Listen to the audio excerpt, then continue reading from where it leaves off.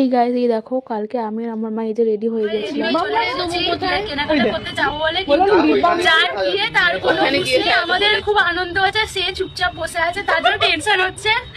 High, আমি হলাম পূজার বৌদি। তো চলো কনেকে দেখিয়ে দিই। আমরা সবাই খুব এক্সাইটেড, কিন্তু কনে নার্ভাস হয়ে বসে রয়েছে। মিট দা কনে, সবাই দেখো। আর ওখানে কনের মাও খুব এক্সাইটেড। আমরা সবাই খুব খুশি, মানে খুব আনন্দ যে কখন পৌঁছাবো, কখন কি কেনাকাটা। ওই ব্লগটা আমি হ্যান্ড ওভার করে নিয়েছিলাম। তো আমার শহরটাকে দেখতে দেখতে যাচ্ছিলাম। আর তারপর ওইখানে গিয়ে তো ভিডিও করতেই দিচ্ছিল না শাড়ির দোকানে। তো অনেক কষ্টে অন্য একটা দোকানে যখন গেলাম সেখানে করলাম ভিডিও। তো দেখুন ওদের শাড়ি পরিয়ে দিয়েছিল, খুব সুন্দর লাগছিল। শাড়ি পরানোটা খুব ভালোই হয়েছে, আর ওরা শাড়ি খুব ভালো পরিয়েছে।